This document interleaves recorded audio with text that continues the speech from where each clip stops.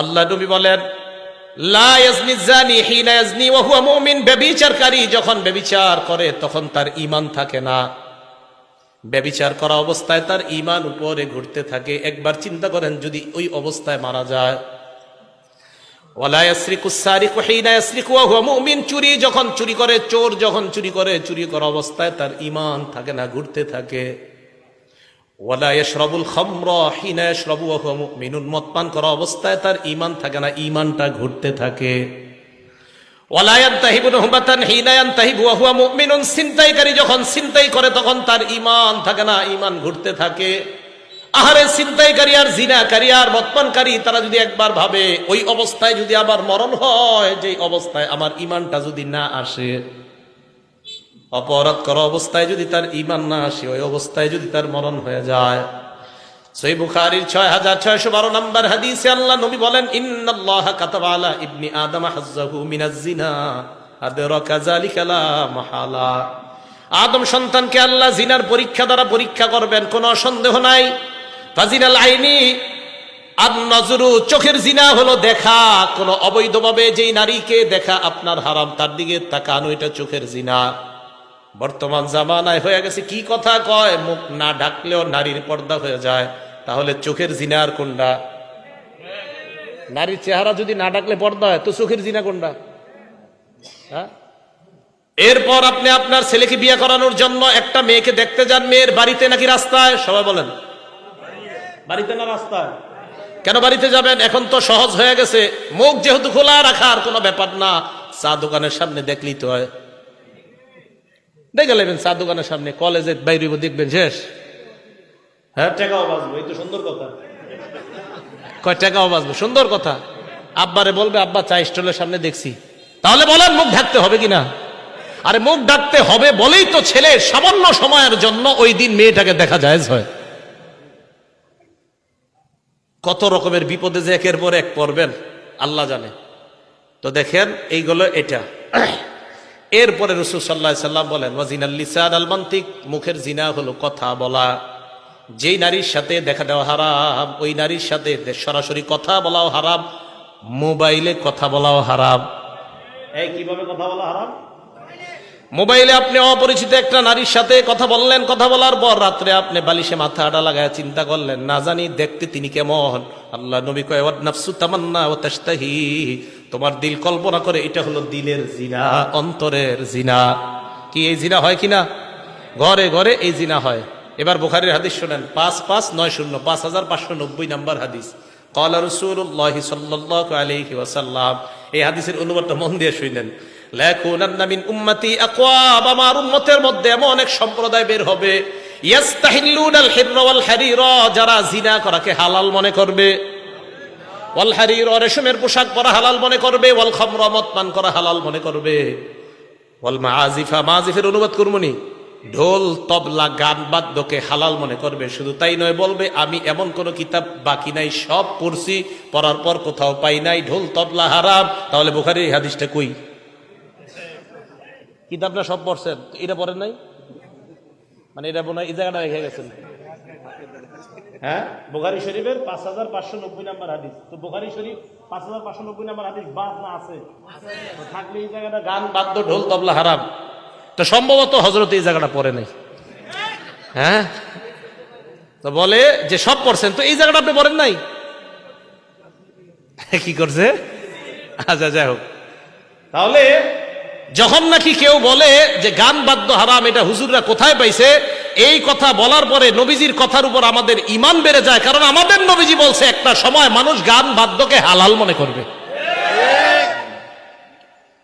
তাহলে এইগুলা কি ভবিষ্যতে হবে না চলতেছে? চলতেছে। আল্লাহ বুঝার তৌফিক দান করেন। একটা কিতাব আছে, নাম মাজমাউজ জাওয়ায়েদ, ইমাম হাইসামি রহমতুল্লাহ আলাইহির লেখা, 1 নম্বর খণ্ড 134 নম্বর পৃষ্ঠা। এই কিতাবে একটা হাদিস আসছে, এক ব্যক্তি নবীর কাছে আসছে, হাদিসটা মন দিয়ে শুনে, এটা মজার হাদিস। আসার পর আল্লাহ রাসূলকে বললেন, ইয়া রাসূলুল্লাহ ইযনলি ফিজ জিনা, হুজুর আমারে জিনা করার অনুমতি দেন। নাউজুবিল্লাহ। কি করার অনুমতি চাইছে? জিনা করার। এবার আশেপাশে সাহাবায়ে কেরাম তো আপনার কি রে, ওই কি আর কথা খুঁজে পায় নাই নবীজিরে কওয়ার।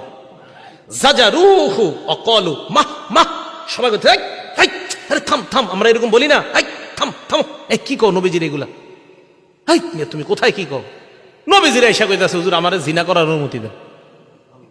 সাহাবারা থামাইছে, থামো। আল্লাহ নবী কত বড় দয়ার নবী, আল্লাহ রসুল কয় উদনুহু, তাকে আমার কাছে আসতে দাও, আসতে দাও।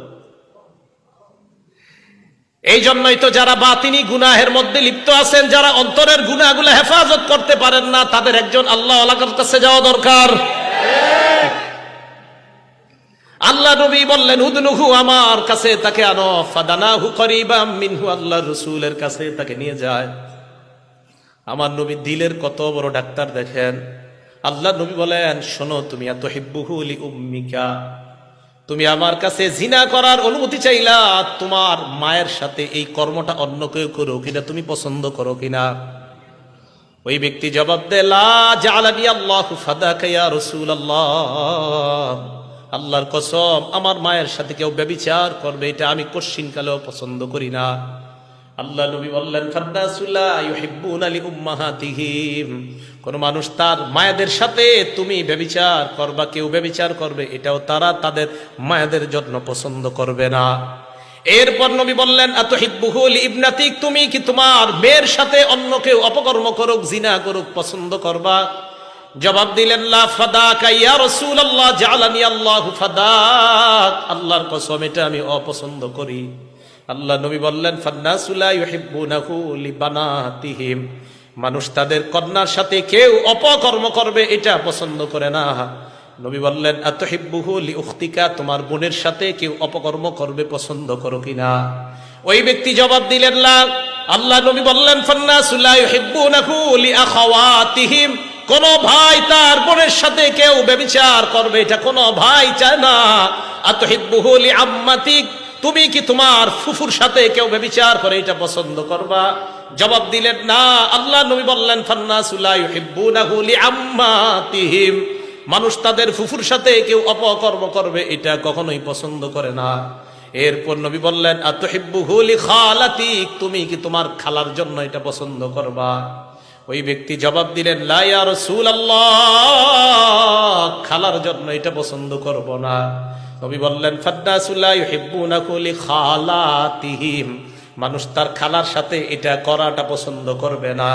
ওই ব্যক্তি নিচের দিকে তাকায় আছে। আল্লাহ নবী তার মাথায় হাত রেখে বললেন আল্লাহুম্মা গফির যামবা, মাবুদ আপনি তার গুনাহগুলা মাফ করে দেন।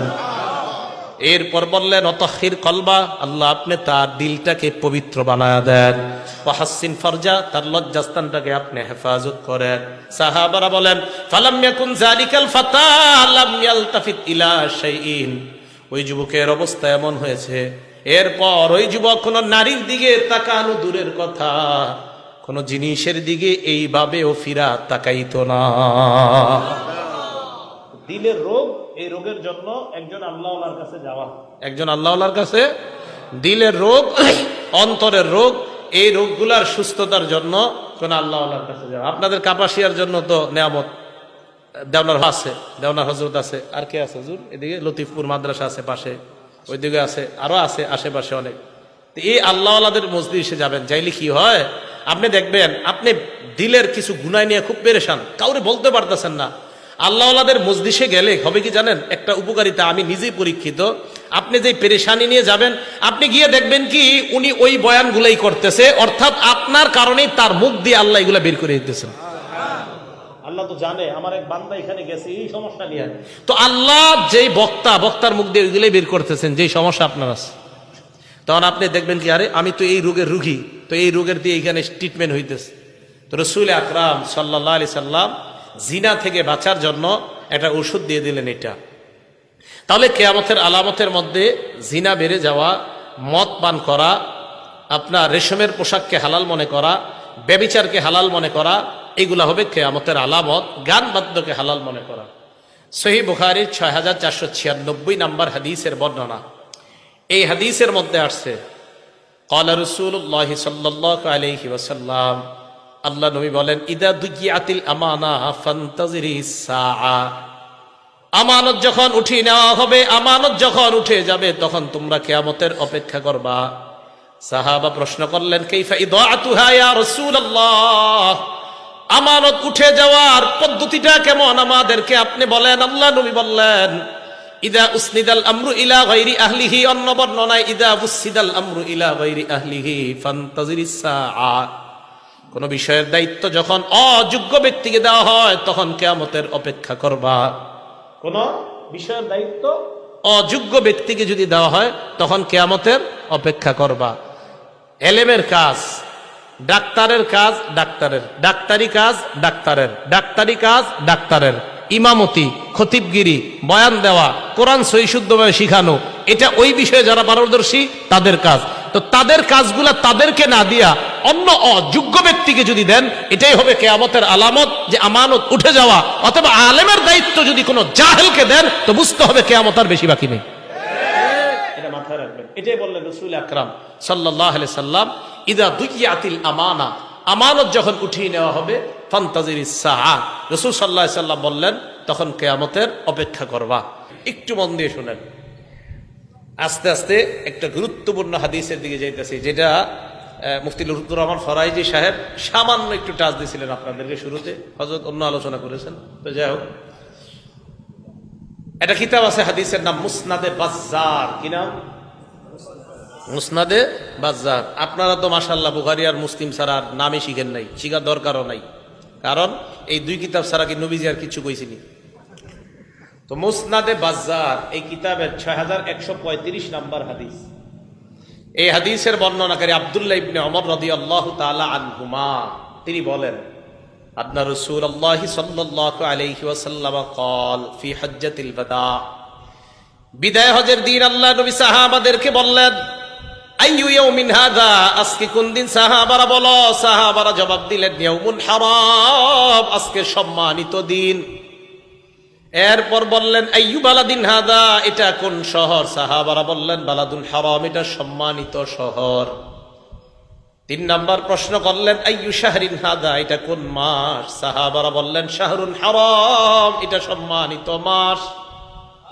নবীজি বললেন, ফাইন্নাল্লাহা হাররামা আলাইকুম আমওয়ালাকুম ওয়া দিমাআকুম ওয়া আরাযাকুম ওয়া তাবা দিমাআকুম ওয়া আমওয়ালাকুম ওয়া আরাদাকুম কাহুরমাতি হাদাল ইয়াউমি ওয়া হাদাল বালাদি ওয়া হাদাশ শাহ।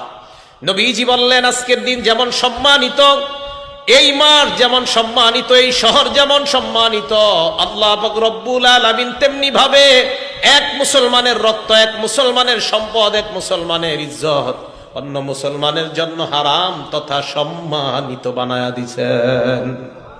কোন মুসলমানের সম্পদ লুণ্ঠন করা যাবে না, কোন মুসলমানের রক্তপাত করা যাবে না, কোন মুসলমানের ইজ্জত অন্যায়ভাবে হরণ করা যাবে না।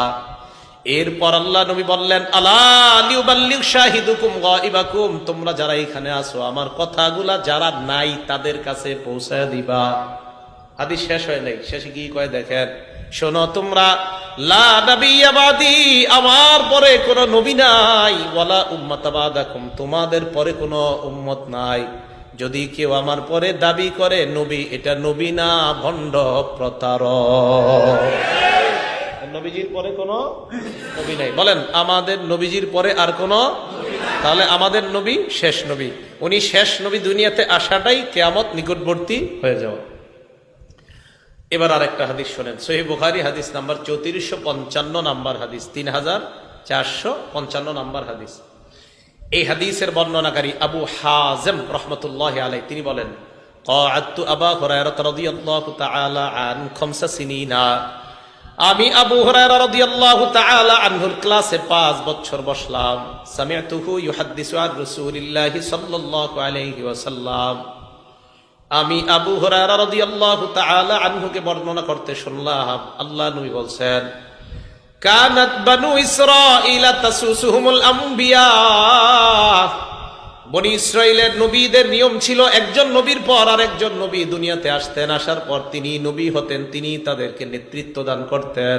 দেখেন এরপরে কি কয়, কুল্লামা হালাকা নাবিয়্যুন খালাফাহু নাবিয়্যুন, একজন নবী ইন্তেকাল করলে আল্লাহ আরেকজন নবী পাঠায়া দিতেন। একজন নবী ইন্তেকাল, আল্লাহ আরেকজন নবী পাঠায়া দিতেন।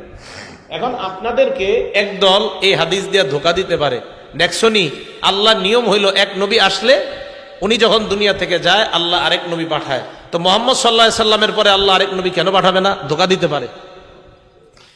এটা কিভাবে ধোঁকা দিবে জানেন? হাদিস একটু বইলা ধোঁকা দিবে, পরে যে আরেকটু আছে হাদিস ওইটা আর পায় না। ঠিক বেদাতি যারা, এরা আপনাদেরকে হাদিস শোনায় ধোঁকা দেয়। ওই হাদিস যে হাদিসের শেষেই জবাব নবী দিয়ে দিছে, বাকি অংশ কয় না, যেতটুকু অংশ দিয়ে ধোঁকা দেওয়া যাবে অতটুকু কয়। তো এই যে হাদিসটা না, এই হাদিস দিয়ে বলবে দেখছো বনি ইসরাইলের নবী একজন আসে যায় আবার আসে, একজন আসে যায় আবার আসে, তো মুহাম্মদ সাল্লাল্লাহু আলাইহি সাল্লাম আসলেন, এরপর আরেকজন কেন আসবে না? ধোঁকাবাজ কিভাবে ধোঁকা দেয়? তো আপনি সাধারণ মুসলমান এমন করবেন, আচ্ছা তাই তো, এরকমই তো বিষয়টা। কিন্তু হাদিস যে আর একটু বাকি আছে ওই অংশটা আর কয় না। আল্লাহ নবী কয় শোনো তোমরা, বনি ইসরাইলের একজন নবী যখন মারা যাইতেন আর একজন নবী আল্লাহ পাঠাইছে, ভালো করে জানো। আর আমার পরে আর কোন নবী আসবে এমন চিন্তাও করবা না। লা নবিয়্যা বাদি, এই হাদিসের শেষে নবী বলছে শোনো আমার পরে কিন্তু কোন নবী নাই। এই হাদিসে আল্লাহ নবী জানায়া দিলেন আমার পরে কিন্তু নবী নাই। ধোঁকাবাজরা প্রথম অংশ দিয়া ধোঁকা দিতে পারে, নবী গেলে আরেকজন আসে। এই হাদিসে নবী কয় আমি গেলে আরেকজন আসবে এমন কিন্তু না, আমার পরে আর কোন নবী নাই। এবার আল্লাহ নবী বলেন ওয়াসায়াকুনু খুলাফা ফায়াকসুরুনা, আমার পরে যারা হবে প্রচুর পরিমাণ খলিফা হবে, আমার পরে আর কোন নবী হবে না। সাহাবারা বললেন ফামা তা'মুরুনা ইয়া রাসূলুল্লাহ, খলিফা আসলে আমরা কি করব আমাদেরকে আপনি জানায়া দেন। আল্লাহ নবী জবাব দিলেন খলিফা যখন আসবে ফু বিবাইআতিল আউয়াল ফাল আউয়াল, খলিফা আসলে একের পর এক তোমরা বায়াত গ্রহণ করবা, ওয়া আতুহুম হাক্কাহুম, তাদের হক আদায় করবা। ফাইন্নাল্লাহা সাইলুহুম আম্মা ইসতারআহুম, আল্লাহ পাক রব্বুল আলামিন প্রত্যেক প্রতিনিধিদেরকে তাদের দায়িত্ব সম্পর্কে প্রশ্ন করবেন। খলিফাদের আনুগত্য তোমরা করবা, বাকি প্রতিনিধি যারা হবে তাদেরকে তাদের অর্পিত দায়িত্বের ব্যাপারে আল্লাহর কাছে তারা ধরা খাবে, আল্লাহ তাদেরকে জিজ্ঞাসা করবেন। তাহলে বলেন তো আমাদের নবী শেষ নবী, আমাদের নবী ওনার পরে কি নবী আসবে না খলিফা? তাহলে আমাদের নবীর পরে নবী আসবে না, কি আসবে?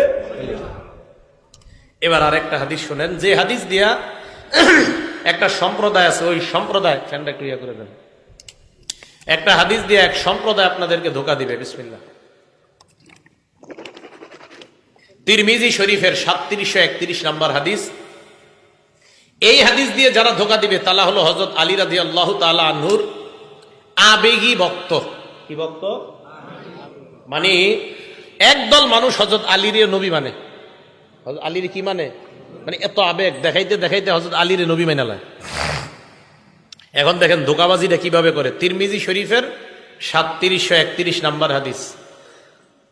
عن سعد بن أبي وقاص رضي الله تعالى عنه قال, سعد بن أبي وقاص رضي الله تعالى عنه বর্ণনা, তিনি বলেন أن رسول الله صلى الله عليه وسلم قال لعلي بن أبي طالب رضي الله تعالى عنه, আল্লাহ নবী হযরত আলীকে বললেন আলী আনতা মিন্নি বিমানজিলাতি মূসা বিমানজিলাতি হারুন মিন মূসা। হযরত আলীকে আল্লাহ নবী বললেন আলী মূসা নবীর নিকট হারুন নবীর যেমন অবস্থান আমার নিকট তেমন তোমার অবস্থান। সুবহানাল্লাহ। মূসা নবীর নিকট হারুন নবীর যেমন অবস্থান আমার নিকট তোমার তেমন অবস্থান। এবার আপনারা মাথা খাটায় করবেন, মূসা উনি আল্লাহর নবী কিনা, হারুন উনি আল্লাহর নবী কিনা, মুহাম্মদ সাল্লাল্লাহু আলাইহি ওয়াসাল্লাম আল্লাহর নবী কিনা, আলী আলী তাহাদিস মিলল কই? নবীজি বললেন মূসা নবীর নিকট হারুন নবীর অবস্থান যেমন আমার কাছে তোমার অবস্থান তেমন। ওনারা দুইজন নবী, ওনারা দুইজন তো নবী না। ধোঁকাবাজরা আপনাকে বলবে মূসা নবীর নিকট হারুন নবীর যেমন অবস্থান মূসাও নবী হারুনও নবী। মুহাম্মদ সাল্লাল্লাহু আলাইহি ওয়াসাল্লামের নিকট আলীর যদি তেমন অবস্থান হয় তাহলে আলীও নবী হবে। চিল্লায়া বলেন নাউজুবিল্লাহ। কিন্তু হাদিস যে আর একটু বাকি আছে ওই অংশটা বলেন আল্লাহ নবী বলে তবে শোনো আলী ওয়া ইন্নাহু লা নাবিয়্যা বাদি, আমার পরে কিন্তু নবী নাই। মূসা নবীর নিকট হারুন নবীর অবস্থান, উনিও নবী উনিও নবী। আমার নিকট তোমার অবস্থান, আমি নবী তুমি কিন্তু নবী না। তোমার আবেগী বক্তব্যরা, তোমার আবেগী ভক্ত যারা তারা যেন আজাইরা না লাফায়, আমার পরে কিন্তু কোনো নবী নাই। এটা আর কয় না, এই হাদিসে কিন্তু এটা আছে। তাহলে মূসা নবীর নিকট হারুন নবীর অবস্থান যেমন, আমাদের নবী বলে আমার কাছে তোমার অবস্থান তেমন। এটা কিভাবে? ওই যে মুসা নবী দায়িত্ব দিয়ে হারুন নবীর দায়িত্ব দিয়ে গেছে, আমাদের নবী হযরত আলীকে এক জায়গায় দায়িত্ব দিয়েছিলেন। দেওয়ার পর হযরত আলীকে বললেন, আলী, মুসা নবীর নিকট হারুন নবীর অবস্থান যেমন, আমার নিকট তোমার অবস্থান তেমন। তাহলে বলেন তো এই অবস্থান কি নবুয়তের দিক দিয়ে না দায়িত্ব? দায়িত্ব। তো হযরত মুসা আলাইহিস সালাতু ওয়াস সালাম নবী, হারুন নবী উনিও নবী, আমাদের নবী নবী, হযরত আলী নবী না, উনি সাহাবা। তাই নবী হাদিসের শেষে স্পষ্ট করে দিলেন, শোনো আলী, আমার পরে কিন্তু নবী নাই। সুবহানাল্লাহ। এবার তিরমিজি শরীফের আরেকটা হাদিস শোনেন। এই হাদিসটা হলো 2219 নাম্বার হাদিস। এই হাদিসটা শুনলে প্রথম অংশ শুনবেন, শোনার পর এরপরে আমরা পুরোটা শুনবো। দেখেন, এই হাদিসটা প্রথম অংশ শোনার পর আপনাদের মাঝে কিছু মুসলমান আছে, যে মুসলমানদের মাঝে একটা খারাপ স্বভাব আছে, আশা করি এই স্বভাবটা আজকে থেকে আর থাকবে না, যদি আপনারা রসুলের হাদিস মানতে চান। মানবেন তো ইনশাআল্লাহ? আচ্ছা। ক্বালা রাসূলুল্লাহ সাল্লাল্লাহু আলাইহি ওয়াসাল্লাম, আল্লাহ নবী বলেন, লা তাকুমুস সাআ হাত্তা তালহাকা কাবাইলু মিন উম্মতি বিল মুশরিকিনা ওয়া হাত্তা ইয়াবুদুল আওসান। নবীজি বলেন, কিয়ামত ততক্ষণ সংগঠিত হবে না যতক্ষণ আমার উম্মতের একদল মুশরিকদের সাথে মিলিত না হবে, আর যতক্ষণ তারা পূজায় লিপ্ত না হবে ততক্ষণ কিয়ামত সংগঠিত হবে না। নবী বুঝাইতে চায়, আমার উম্মতের একদল মুশরিকদের সাথে, যারা আল্লাহর সাথে শিরিক করে, তাদের সাথে মিলিত হয়ে তাদের ইবাদতের প্রার্থনার অনুষ্ঠানগুলাতে তারা যাইবে। এই জামানায় আমরা যদি দেখি আমাদের কোন মুসলমান যারা আল্লাহর সাথে শিরিক করে, অন্য কোন ধর্মের বিরুদ্ধে আমরা না, সমস্ত ধর্মকে শ্রদ্ধা করি, তবে মুসলমানদের ধর্মের আলাদা নিয়ম আছে না নাই? মুসলমানদের মধ্যে ইসলামী মূল্যবোধ বিশ্বাসী যদি কোনো মানুষ মুশরিকদের সাথে মিলিত হয়ে বলে, আমি তাদের সাথে একাত্মতা প্রকাশ করলাম, আমরা ওই মানুষটাকে জানায় দিব, তোমারে দেখে আমার নবীর কথার সত্যতার প্রতি আমাদের ঈমান আরো বেড়ে যায়। আর নবী বলছে, তোমার মতো একদল লোক মুশরিকদের সাথে মিলা পূজার অনুষ্ঠানে যাইবা আর তাদের প্রার্থনার অনুষ্ঠানে যাইবা। প্রত্যেক ধর্মের অনুষ্ঠান আমরা শ্রদ্ধা করি, বাকি প্রত্যেক ধর্মের অনুষ্ঠান ওই ধর্মের মানুষের জন্য, অন্যদের জন্য না। এখন রাসূল সাল্লাল্লাহু আলাইহি সাল্লাম বললেন যে একদল মুসলমান এরকম মিলিত হবে যারা মুশরিক তাদের সাথে। হাদিস শেষ হয় নাই, এবার দেখেন। এবার আল্লাহ নবী বলেন, আন্নাহু সায়াকুনু ফি উম্মতি সালাসুনা কাজ্জাবুনা, আমার উম্মতের মধ্যে 30 জন মিথ্যাবাদীর আবির্ভাব ঘটবে। বলেন কয়জন? 30 জন। কুল্লুহুম ইয়াজউমু আন্নাহু নাবিয়্যুন, প্রত্যেকে ধারণা করবে সে নবী। নাউজুবিল্লাহ। আল্লাহ নবী কয়, ওয়া আনা খাতামুন নাবিয়্যিন লা নাবিয়্যা বাদি, আমি শেষ নবী, আমার পরে আর কোন নবী নাই। এই হাদিস যদি বুঝে থাকেন, 30 জন মিথ্যাবাদী যদি দাবিদার নবী বললেন হবে, পাকিস্তান বলেন, বাংলাদেশ বলেন, ভারত বলেন, সৌদি আরব বলেন, সারা দুনিয়ার মধ্যে যদি কেউ নতুন ভাবে বলে আমি নবুয়তের দাবিদার করলাম, আমরা তাকে জানায় দিব, আমার নবীর ভাষা অনুযায়ী তুমি হলা 30 জন মিথ্যাবাদীর একজন। তুমি 30 জন মিথ্যাবাদীর একজন। কারণ নবীজি বলছে 30 জন মিথ্যাবাদীর আবির্ভাব ঘটবে, যারা প্রত্যেকে দাবি করবে আমি নবী। আর রাসূল সাল্লাল্লাহু আলাইহি সাল্লাম বলেন, আমি শেষ নবী, আমার পরে আর কোনো নবী নাই। কথাগুলো মনে থাকবে ভাই। তাহলে রাসূল সাল্লাল্লাহু আলাইহি সাল্লাম বলে দিলেন, আমি শেষ নবী, আমার পরে নবী নাই। এবার একটু বুঝেন, ফরাজি সাহেব তো বই নিয়ে আসছিল, আচ্ছা যাক মাশাআল্লাহ।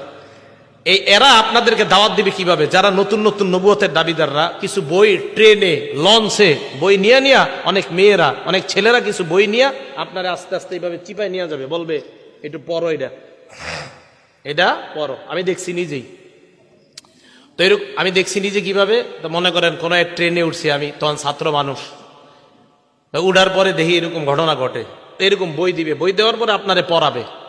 তো পড়ানোর পরে এই সেই, আমি কিন্তু বলি নাই কোন দেশে, এটা বলছি না, আচ্ছা যেই দেশেই। তো পড়ানোর পর বলবে, বলতে বলতে এক পর্যায়ে বলবে, কি বুঝলেন? আপনারা বলবে, তো আপনি বলবেন কি বুঝলাম, তাই বলতে বলতে বলবে, তার মানে নবুয়তের দরজা এখনো খোলা আছে। নাউজুবিল্লাহ বলেন। এইগুলা পড়ানোর পর আপনারা বুঝাবে, আপনাকে যখন বুঝাবে, আপনি সাথে সাথে বলবেন, ভাই আপনার কথা শোনার পর আমার নবীর হাদিসের উপর আমার ঈমান বাইরে গেছে। কেন বাড়ছে? আমার নবী বলছে 30 জন মিথ্যাবাদীর আবির্ভাব ঘটবে। এর মানে এই বই আপনাদের যে গুরু, ওই গুরু হলো ওই ভণ্ড 30 জনের একজন। সোজা কথা।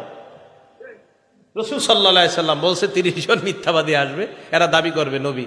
আর আমি বুঝি না মানুষ কিভাবে এরপরেও বুঝে না যে আমাদের নবী যে শ্রেষ্ঠ নবী, উনি যে শ্রেষ্ঠ খতামুন নবীর, ওনার কথা একের পর এক মিলে যাচ্ছে, তো উনি তো সত্যবাদী হওয়া এটা আকলেও কয়। এটা কেন বুঝে না মানুষ? এবার বুখারী শরীফের হাদিস শুনেন, হাদিস নাম্বার 3535, কত হয়? 3535। এই হাদিসে অধ্যায় কায়েম করছে ইমাম বুখারী রহমতুল্লাহ আলাইহি, বাবু খাতিমিন নবিয়িন সাল্লাল্লাহু আলাইহি সাল্লাম। খাতিমিন, খতাম না, খাতিমিন। এই হাদিসের মধ্যে আসছে আবু হুরায়রা রাদিয়াল্লাহু তাআলা আনহুর বর্ণনা, ক্বালা রাসূলুল্লাহ সাল্লাল্লাহু আলাইহি ওয়াসাল্লাম, আল্লাহ নবী বলেন, ইন্না মাসালি ওয়া মাসালাল আম্বিয়া মিন ক্বাবলি কামাসালি রাজুলিন বানা বাইতান, আমার পূর্ববর্তী নবীদের দৃষ্টান্ত হলো ওই ব্যক্তির মতো, যেই ব্যক্তি একটা ঘর বানিয়েছে, ফাজমালা ওয়া আহসানা, ঘরটা বড় চমৎকার ভাবে সাজিয়েছে, বড় সুন্দর ভাবে ঘরটা সাজায়। দেখেন, সাজানোর পর ইল্লা মাউদি আলাবিনা ফি জাওিয়া, একটা ইট পরিমাণ জায়গা খালি আছে। কি পরিমাণ জায়গা খালি? ইট পরিমাণ জায়গা খালি। ফাজআলান নাসু ইয়াতুফুনা বিহি, জনগণ ওই ঘরটা দেখতে যায়, ঘরের চারপাশে ঘুরে, ওয়া আজাবুন আলা, আশ্চর্য হয়, এত সুন্দর একটা ঘর, এই ঘরটা কেমনে একটা ইট এখনো বাকি আছে, আহারে ইটটা দিলে কত সুন্দর হইতো, সবাই এটা কয়। একটা ঘর অনেক সুন্দর, মানে এর চেয়ে সুন্দর আর ঘর হয় না, কিন্তু একটা ইটের জায়গা খালি। তো সবাই তওয়াফ করে আর কয়, এত সুন্দর একটা ঘর, ইটের জায়গাটা কেন খালি? আল্লাহ নবী কয়, ফাআল্লাহ বিনা, যেই খালি জায়গার ইটটা আমি হলাম সেই ইট, আমি হলাম সেই ইট। আল্লাহ আদম নবীর মাধ্যমে ঘরটা সাজানো শুরু করেছেন, ঈসা নবী পর্যন্ত ঘরটা আল্লাহ থামাইছেন, ইটের জায়গাটা আল্লাহ ফাঁকা রাখছেন, আমি নবীর মাধ্যমে ওই ফাঁকা পূরণ করে ঘরের সৌন্দর্যের সমাপ্তি আল্লাহ টেনে দিলেন। হাদিসের শেষে আল্লাহ নবী বলেন, আনা খাতিমুন নবিয়্যিন, আমি শেষ নবী, আমার পরে আর কোন নবী নাই। খতিম কেন বলছে জানেন? যারা আপনাদেরকে ধোকা দিতে চায় না, এরা কয় খতিম না খতাম, এরা কয় খতিম না খতাম। আপনি জবাব দিবেন, যদি খতিমও কও তাও নবী শেষ নবী, যদি খতাম কও তাও নবী শেষ নবী। পাল্টা প্রশ্ন করবে আপনাকে, খতামের দলিল কি? আপনি জবাব দিবেন সূরা আহজাবের 40 নম্বর আয়াত হলো খতামের দলিল। এরা বলবে খতিমের দলিল কি? বলবেন বুখারীর 3535 হলো খতিমের দলিল। তামের দলিলও আছে, তিমের দলিলও আছে। সূরা আহজাবের 40 নম্বর আয়াতে আল্লাহ বলেন, মা কানা মুহাম্মাদুন আবা আহাদিম মির রিজালিকুম, মুহাম্মদ সাল্লাল্লাহু আলাইহি ওয়াসাল্লাম তোমাদের কারো পুরুষের পিতা নন, ওয়ালাকিন রাসূলুল্লাহ, তিনি আল্লাহর রাসূল, ও খাতামান নবিয়্যিন, সুবহানাল্লাহ, খাতাম, তিনি শেষ নবী। তাহলে খতাম বলেন, খাতিম বলেন, মুহাম্মদ সাল্লাল্লাহু আলাইহি সাল্লাম শেষ নবী, ওনার পর আর কোনো নবী নাই। বইস্তু আনা ওয়াসসাআতু কাহাতাইন, কিয়ামত আর আমার মাঝে এত সময় ব্যবধান, অর্থাৎ আমি আশা মানি কিয়ামত আর বেশি দিন বাকি নেই। আরেকটা হাদিস শুনেন, সহিহ বুখারীর 5231 নম্বর হাদিস, ক্বালা রাসূলুল্লাহ সাল্লাল্লাহু আলাইহি ওয়াসাল্লাম, আল্লাহ নবী বলেন, ইন্না মিন আশরাতিস সাআ আইয়ুরফাল ইলম, নবীজি বলেন কিয়ামতের আলামতের মধ্যে এটাও একটা আলামত, আইয়ুরফাল ইলম, ইলম উঠে যাবে। বলেন কি উঠে যাবে? ভালো করে বলেন, কি উঠে যাবে? ইলম উঠে যাবে। ফরাইজি সাহেবের বয়ানের শুরু দিক দিয়ে একটু শুনছি, পরে আবার ঘুমাইসে গেছে, মন চাইছে শুনতাম, কিন্তু পরে বৈশা ঘুমায় গেছে। শুরু দিক দিয়ে উনি ওলামাদের শান আলোচনা করতেছিলেন। তো দেখেন কি কয় আল্লাহ, ইন্নাল্লাহা লা ইয়ারফাউল ইলম, ও ইন্না মিন আশরাতিস সাআ আইয়ুরফাল ইলম, কিয়ামতের আলামতের মধ্যে একটা হলো ইলম উঠিয়ে নেওয়া হবে। কি উঠিয়ে নেওয়া হবে? 2 নাম্বার, ওয়াসবুতাল জাহলু, মূর্খতা প্রতিষ্ঠিত হবে, মূর্খতা সমাজের মধ্যে ছড়ায় পড়বে। আলহামদুলিল্লাহ সূরাটা বিশুদ্ধভাবে পড়তে পারে না, কয় আপনার সাথে আমি বহস করতে চাই। আমি কিন্তু বহস পারিও না, আমারও তো যোগ্যতাও নাই, সত্যি সত্যি। মুবাহিস তো আমাদের ফরাইজ হিসাব আবরার ভাই, ওনারা তো অনেক সময় বলে, কয় আমি বহস করতে চাই, সূরা ফাতিহা কি পারে না, শুদ্ধ পারে না। আমি বলছি না যে উনি বহসে পারবে না, যিনি বলে মাশাআল্লাহ উনিও ভালো বহস করে, কথার কথা যেই বলে উনি বলুক, আপনাদের কেউ বলেন, অথবা একটা জেনারেল শিক্ষিত আপনারা বলেন যে আমি আপনার সাথে বহস করতে চাই, আমি বলবো না মাশাআল্লাহ এটা আপনার যোগ্যতা, আল্লাহ তাআলা আরো বাড়ায় দেখ। কিন্তু আমি সাথে সাথে বলবো বহস করতে কতক্ষণ লাগবে, তো আপনি বলবেন 1 ঘন্টা, 2 ঘন্টা, 3 ঘন্টা। আমি বলবো ভাই এই 1-2 ঘন্টা সময় নষ্ট না কইরা সূরা ফাতিহাটা শিখা নামাজটা শুদ্ধ করেন। সময় নষ্ট করবেন, ফাতিহাটা শিখেন, খারাপ কথা বলছি? আমি কিন্তু বলি নাই যে আপনি বহসের যোগ্যতা রাখেন, আপনি বহসুক যোগ্যতা রাখেন, এটা স্বীকার করছি। এবং আমি আরিফ বিন হাবিব তো মনে করি সবাই আমার চেয়ে ভালো জানেন বহস, কিন্তু আমি বলি যদি সূরা ফাতিহা, এটা আমি আলহামদুলিল্লাহ ভাই আমার সূরা ফাতিহাটা আমি শুদ্ধ করে শিখছি, আমি একটু বলতে পারবো আল্লাহর কাছে আল্লাহ আমি শুদ্ধ করে নামাজ পড়ার চেষ্টা করছি। কিন্তু আপনি অনেক বড় বহস করুন না লোক, কিন্তু আপনি সূরা ফাতিহা জানেন না। আমার আর আপনার মাঝে দুইজনের মাঝে আল্লাহ কিন্তু আপনার ঠেকায় দিবে। তা আমি বলি কি, আপনি মানে আপনাদের একজন যে কোনো একজন কয় কি ফরাইজ সাহেবের সাথে আমি বহস করুন, আরে ভাই বেচারা উনি আলেম, তা আপনি, আমি কিন্তু আপনারও বলছি না, আপনিও মাশাআল্লাহ মহা আলেম, ওনার চেয়ে বড় আলেম, কোনো সন্দেহ নেই। আপনি তো সূরা ফাতিহাটা শুদ্ধ করেন কেন? আগে নামাজটা তো শুদ্ধ করেন।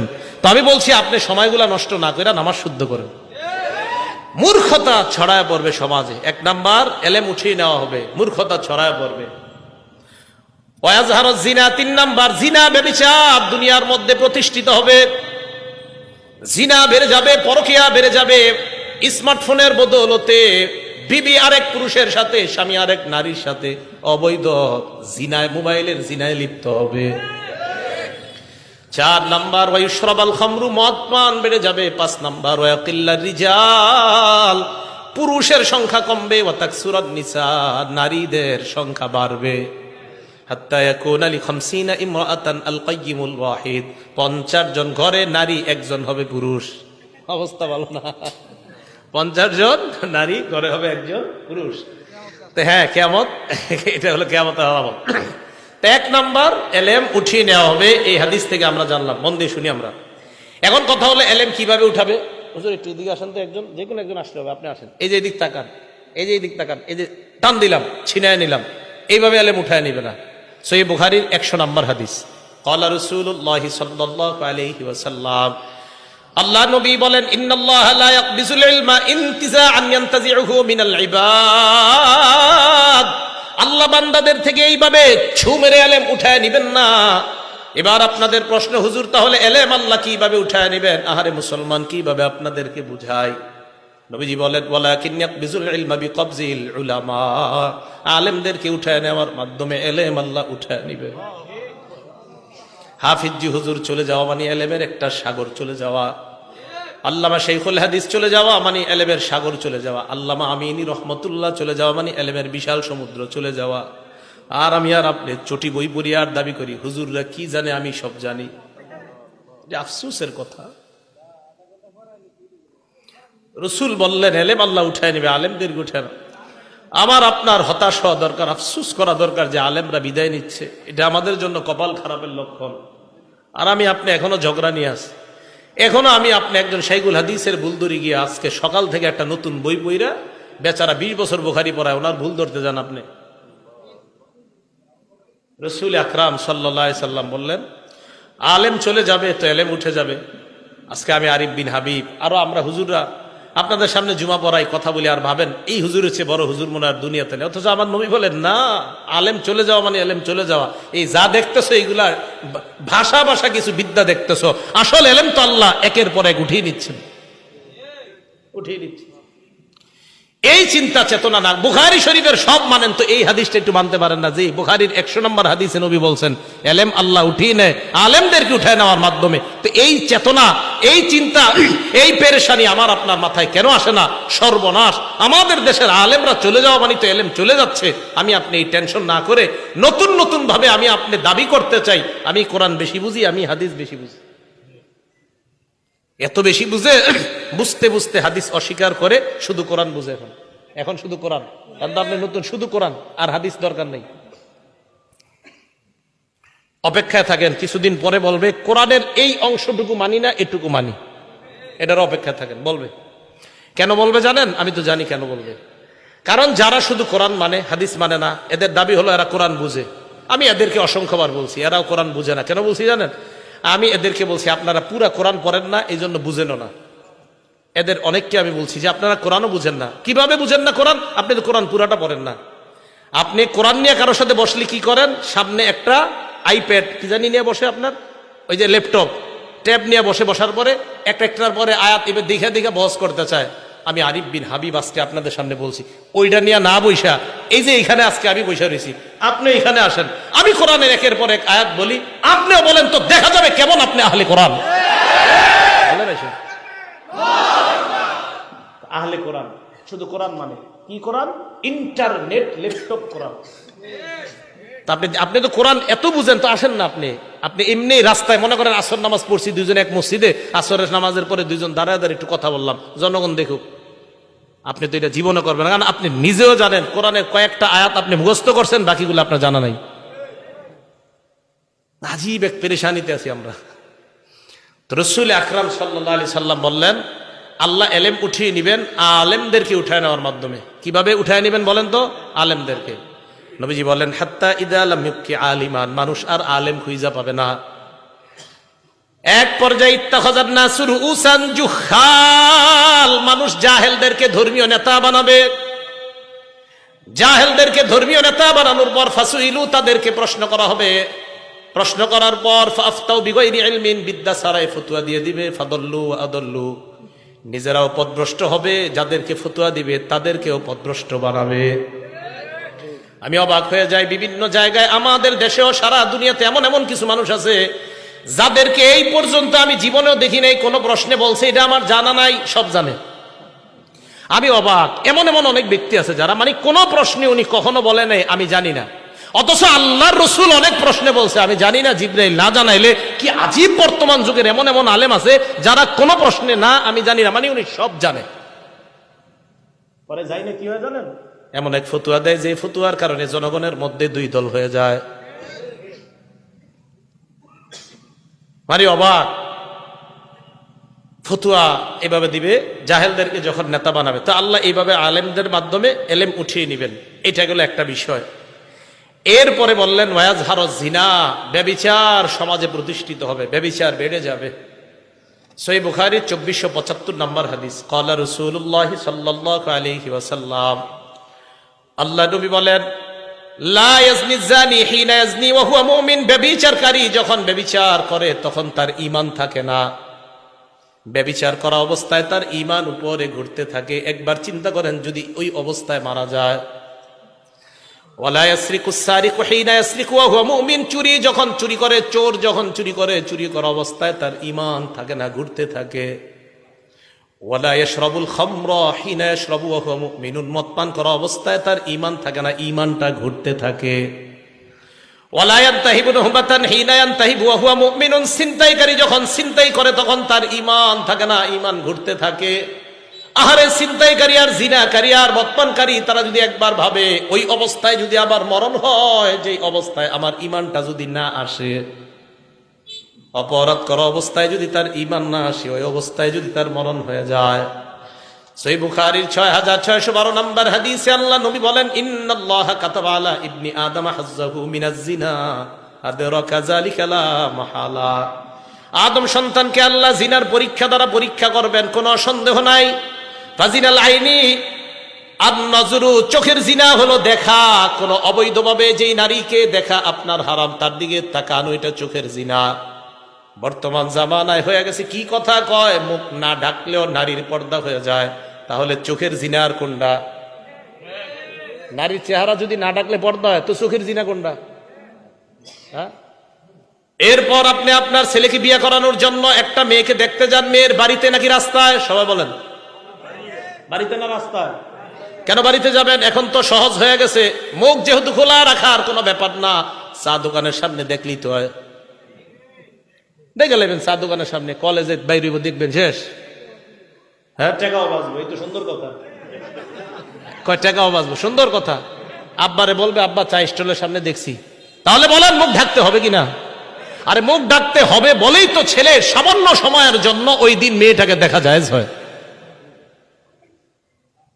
কত রকমের বিপদে যে একের পর এক পড়বেন আল্লাহ জানে।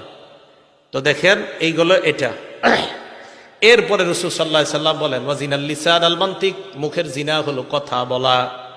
যেই নারীর সাথে দেখা দেওয়া হারাম, ওই নারীর সাথে সরাসরি কথা বলাও হারাম, মোবাইলে কথা বলাও হারাম।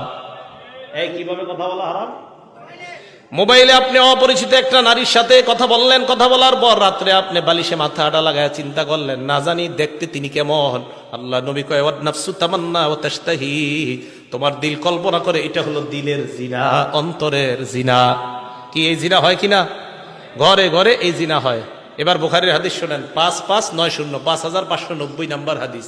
ক্বালা রাসূলুল্লাহ সাল্লাল্লাহু আলাইহি ওয়াসাল্লাম, এই হাদিসের অনুবাদটা মন দিয়ে শুনেন।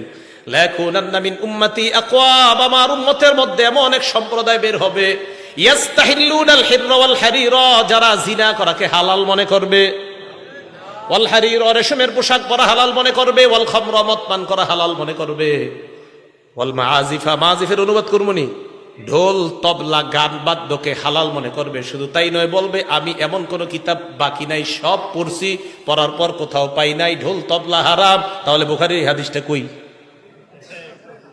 কিতাবটা সব পড়ছেন, এটা পড়েন নাই, মানে এটা মনে হয় এই জায়গাটা রেখে গেছেন। হ্যাঁ, বুখারী শরীফের 5590 নাম্বার হাদিস। তো বুখারী শরীফ 5590 নাম্বার হাদিস বাদ না আছে?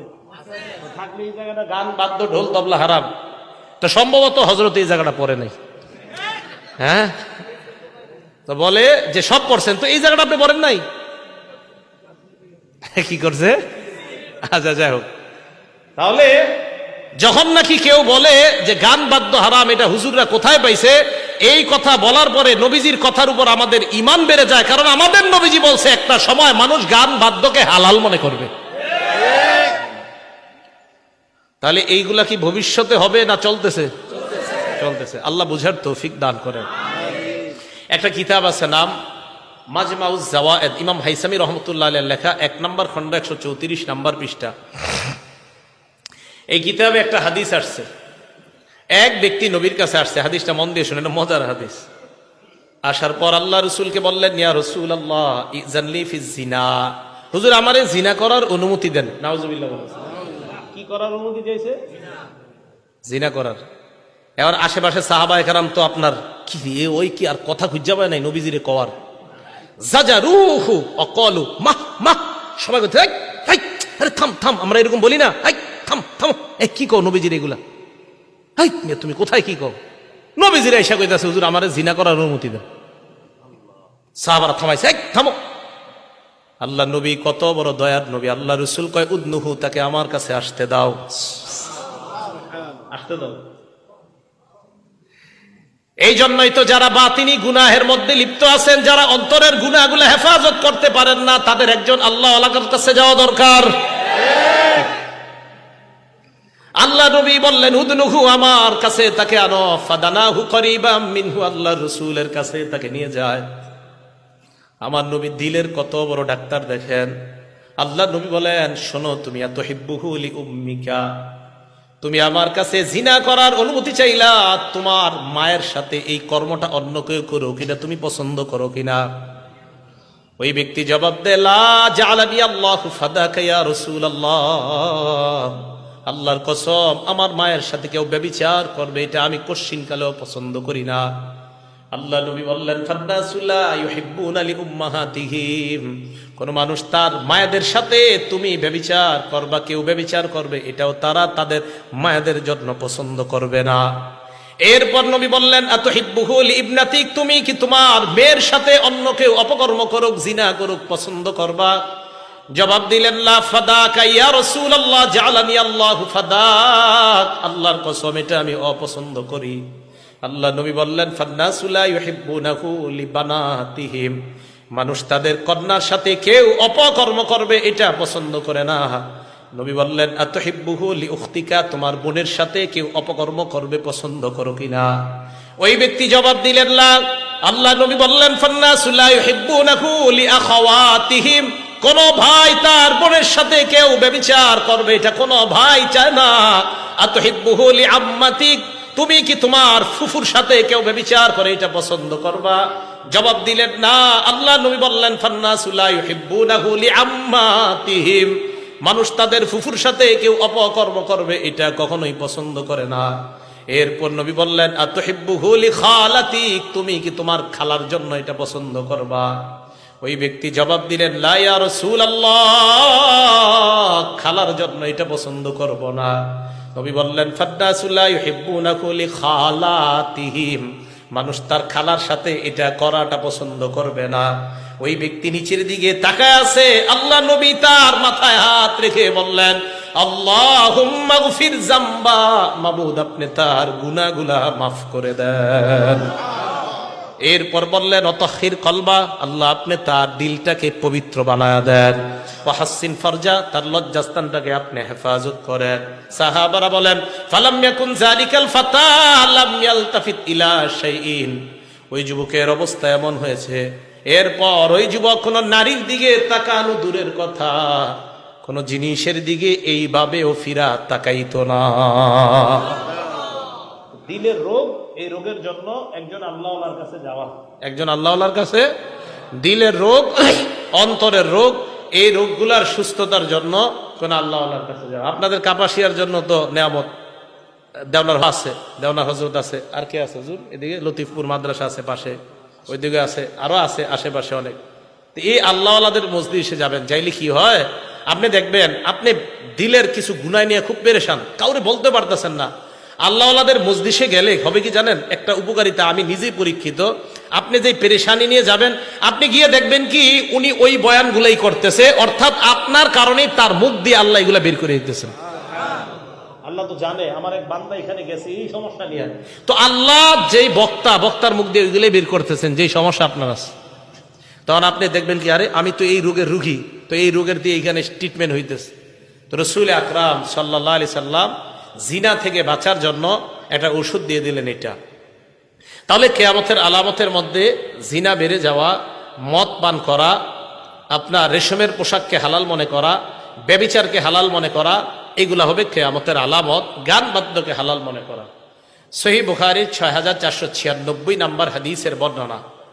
এই হাদিসের মধ্যে আসছে ক্বালা রাসূলুল্লাহ সাল্লাল্লাহু আলাইহি ওয়াসাল্লাম, আল্লাহ নবী বলেন ইদা দুকিয়াতিল আমানা ফান্তাজিরিস সাআ, আমানত যখন উঠিয়ে নেওয়া হবে, আমানত যখন উঠে যাবে তখন তোমরা কিয়ামতের অপেক্ষা করবা।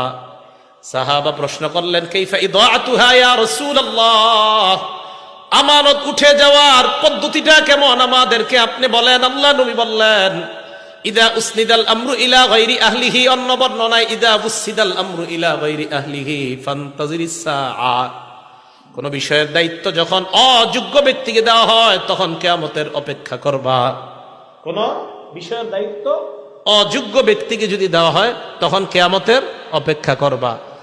এলেমের কাজ ডাক্তারের কাজ ডাক্তারের, ডাক্তারি কাজ ডাক্তারের, ডাক্তারি কাজ ডাক্তারের, ইমামতি, খতিবগিরি, বয়ান দেওয়া, কোরআন সহিহ শুদ্ধভাবে শিখানো, এটা ওই বিষয়ে যারা পারদর্শী তাদের কাজ।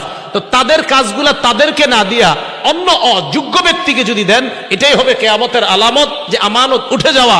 অথবা আলেমের দায়িত্ব যদি কোনো জাহেলকে দেন তো বুঝতে হবে কিয়ামত আর বেশি বাকি নেই। এটা মাথায় রাখবেন। এটাই বললেন রাসূল আকরাম সাল্লাল্লাহু আলাইহি সাল্লাম ইদা দুকিয়াতিল আমানা, আমানত যখন উঠিয়ে নেওয়া হবে ফান্তাজিরিস সাআ, রাসূল সাল্লাল্লাহু আলাইহি সাল্লাম বললেন তখন কিয়ামতের অপেক্ষা করবা। এই গেল কিয়ামতের এই আলামতগুলা রাসূল আকরাম সাল্লাল্লাহু আলাইহি সাল্লাম বলে দিলেন।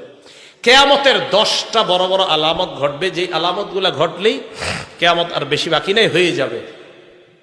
মুসলিম শরীফের 2901 নম্বর হাদিসের বর্ণনা। সাহাবারা বলেন নাতাযাকারুল মাসিহাদ দাজ্জাল, আমরা দাজ্জাল সম্পর্কে আলোচনা করতেছিলাম।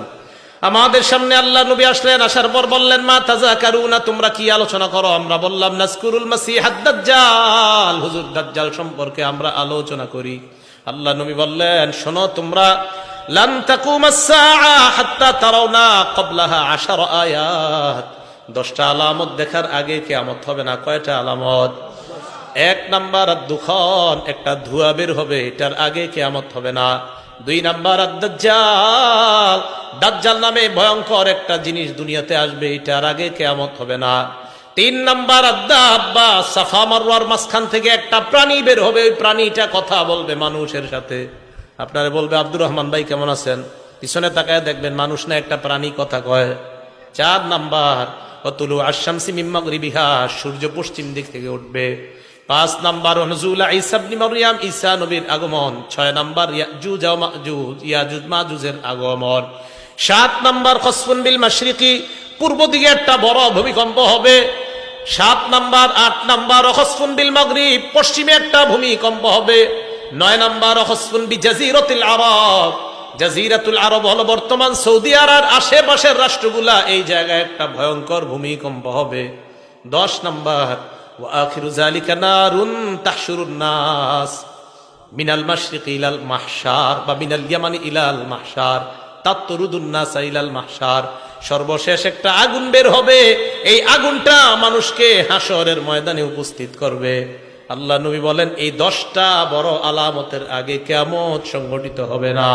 তাহলে এই আলামতগুলোর মধ্যে ভয়ঙ্কর সবচেয়ে যে আলামতটা হবে এটার নাম হলো দাজ্জাল। বলেন তো এটার নাম কি? দাজ্জাল।